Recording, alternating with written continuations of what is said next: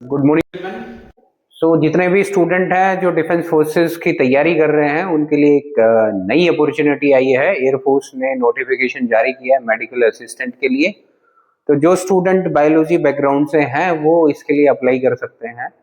तो इसकी important dates, इसकी बेसिक एलिजिबिलिटी क्राइटेरिया, वो सारी यहाँ आज हम डिस्कस करेंगे। तो बेसिक अगर मेडिकल असिस्टेंट की बात करें तो आज नोटिफिकेशन रिलीज हुआ है 2027 में इसकी।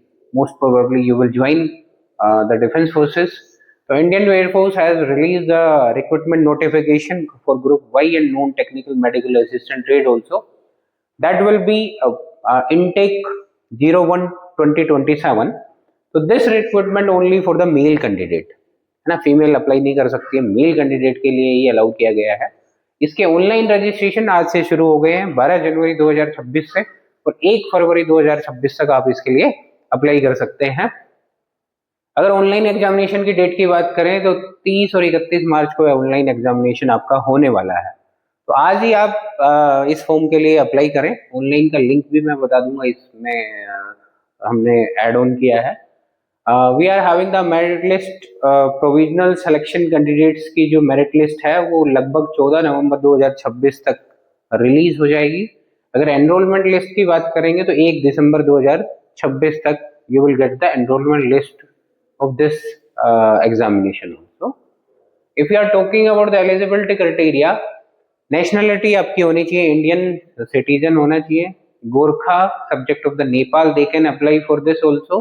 Only male candidate, this is the information कि मेल कैंडिडेट ही अप्लाई कर सकते हैं, फीमेल अप्लाई नहीं कर सकते। इससे पहले की बात करें तो जितने भी एयरफोर्स के एग्जामिनेशन थे उसमें गर्ल्स को अलाउ था, बट यहाँ पे सिर्फ मेल कैंडिडेट ही अप्लाई कर सकते हैं।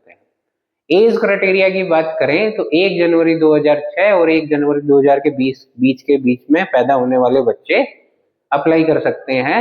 17.5 से लेके 21 साल के बच्चे बेसिकली अप्लाई कर सकते हैं इसके अंदर। अपर एज लिमिट वैसे इसमें 22 ईयर्स दी है, लेकिन एज विल बी कंसिडर कि 21 साढ़े 21 तक you can apply for that.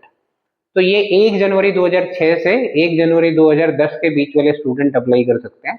अगर फार्मेसी वाली कैंडिडेट्स की बात करें तो उनका जन्म 1 जनवरी 2003 से 1 जनवरी 2008 के बीच में होना चाहिए, अनमैरिड कैंडिडेट होने चाहिए, और उनकी अपर एज लिमिट जो है 24 ईयर्स है।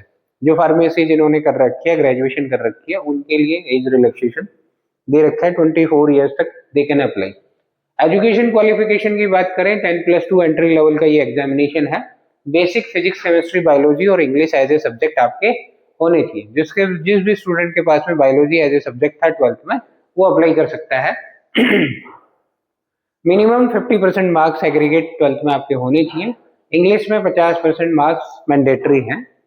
अगर फार्मेसी एंट्री की बात करें तो उसमें भी पीसीबी 10+2 में इंग्लिश के साथ में पीसीबी होनी चाहिए। डिप्लोमा या बीएससी आपने फार्मेसी कर रखी है। These are the valid registration certificate of the pharmacy council। आपके पास में फार्मेसी काउंसिल की एक वैलिड रजिस्ट्रेशन सर्टिफिकेट होनी चाहिए। मेडिकल स्टैंडर्ड्स की अगर बात करेंगे इसमें हाइट मिनिमम जो है 152 सेंटीमीटर मांगी है, चेस्ट 77 सेंटीमीटर और मिनिमम एक्सपेंशन जो है 5 सेंटीमीटर का होना चाहिए। अगर वेट की बात करें तो हाइट एंड वेट के अकॉर्डिंग हाइट के अकॉर्डिंग वेट होना चाहिए। हियरिंग की बात करें तो 6 मीटर फोर्स विस्परिंग साउंड आपको सुनाई देनी चाहिए। डेंटल में मिनिमम 14 डेंटल पॉइंट्स जो हैं आपके होने चाहिए। अगर अपर और लोअर मिला के 28 टीथ आपके होने चाहिए। लेसिक का नॉट अलाउड। अगर आपकी आंखों में आपने लेसिक करवा रखी है तो अलाउड नहीं है बेसिकली, तो वो ध्यान रखें। विजन जो है, विजुअल स्टैंडर्ड जो 6/36 होना चाहिए, करेक्टेबल टू 6/6 ऑल्सो। रिफ्रैक्टिव एरर की बात करें तो +3.5D से -3.5D तक अलाउड रहता है। कलर विजन नहीं चलेगा, कलर ब्लाइंड वाले स्टूडेंट को अलाउड नहीं किया जाता है। फिजिकल फिटनेस अगर टेस्ट की बात करें तो 1.6 किलोमीटर की रनिंग होती है। लड़कों के लिए 7 मिनट का टाइम रहता है। मिनिमम एज है 21 ईयर्स, और फार्मेसी वालों के लिए 7.5 मिनट का टाइम दिया गया है जो ग्रेजुएट स्टूडेंट है। अगर PFT2 की बात करें, फिजिकल फिटनेस टेस्ट में सेकंड नंबर पे जो बात करते हैं वो 10 पुशअप्स, 10 सिटअप्स और 20 squats. These are the things which will be done during the physical test also. Next is the selection process. अगर सिलेक्शन प्रोसेस की बात करें तो यहाँ पे जो पेपर आता है वो ऑब्जेक्टिव टाइप बाईलैंग्वेज पेपर होता है, जो हिंदी और इंग्लिश में दोनों लैंग्वेज में पूछा जाता है। मार्किंग स्कीम की बात करें तो +1 marks for the each correct answer और 0 marks for the unattempted question, और नेगेटिव मार्किंग है तो 0.25, 1/4 नेगेटिव मार्किंग होती है। सब्जेक्ट्स की बात करेंगे तो 3 सब्जेक्ट बेसिकली, 2 पेपर होंगे।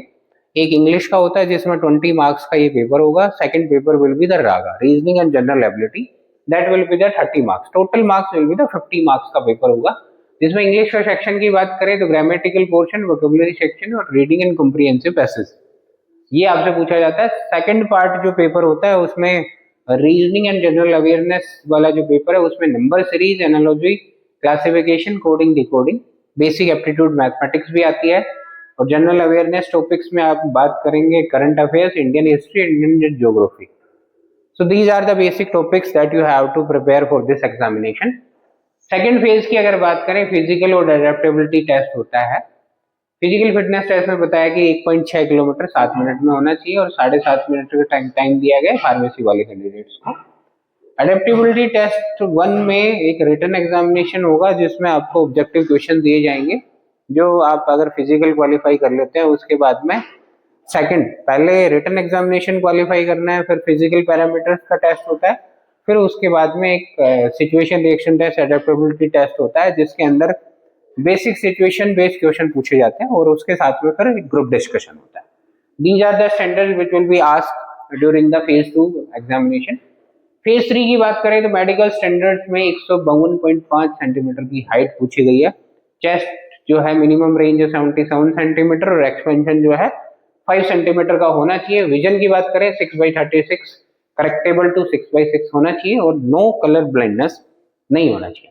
हियरिंग की normal hearing should be a force whisper sound 6 metre तक सुनाई देना चाहिए। डेंटल में 28 टीथ होने चाहिए। पे और अलाउंसेस की बात करें, क्योंकि student generally they are looking towards this one की how much we will getting the pay, तो कितना पैसा मिलेगा, that is a training stipend के ड्यूरेशन में आपको 14,600 रुपए पर मंथ मिलेंगे। स्टार्टिंग सैलरी रहेगी आपकी 26,900 रुपए पर मंथ।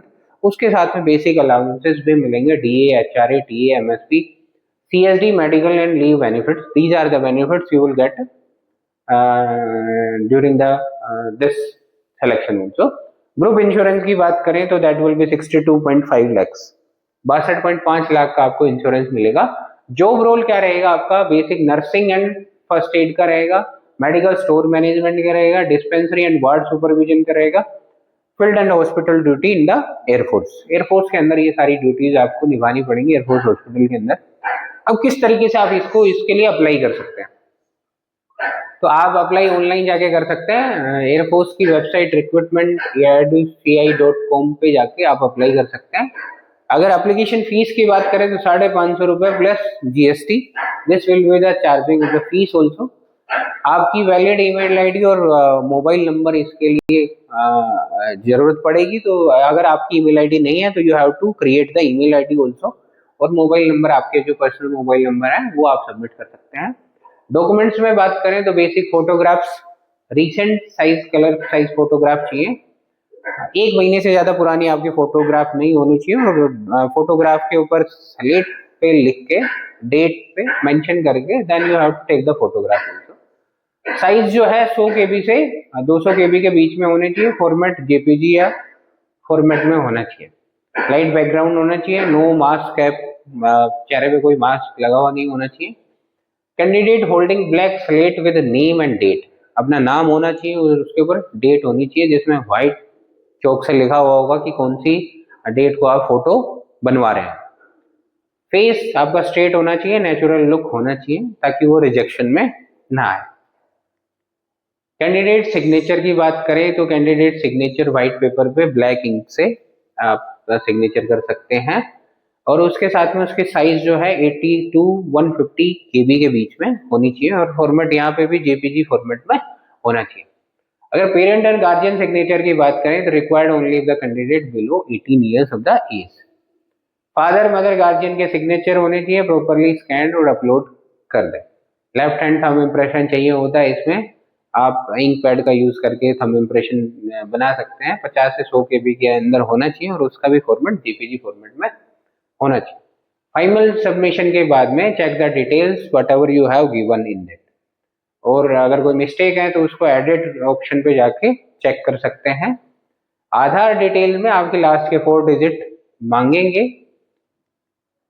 एप्लीकेशन का प्रिंट आउट जरूर ले लें, क्योंकि फेज 2 के अंदर एप्लीकेशन फॉर्म का प्रिंट आउट मांगते हैं, तो वो आपके पास में होना चाहिए। तो आफ्टर पेमेंट प्रोसेस के बाद में आप एप्लीकेशन फॉर्म मिलेगा उसका प्रिंट आउट लेके रखें।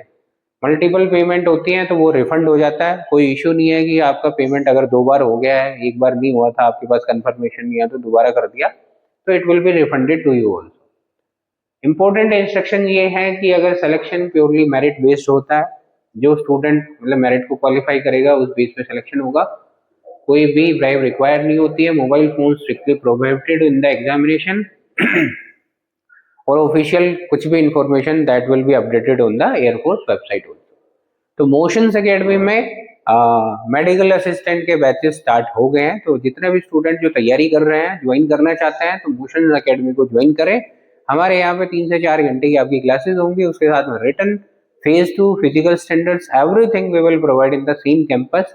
Along with you will get the complete study material, और उसके साथ में एवरी वीक हम लोग टेस्ट पेपर्स लेते हैं और फुल लेंथ के मॉक टेस्ट भी कंडक्ट करवाएंगे, that you will get in the online और ऑफलाइन मोड ऑल्सो।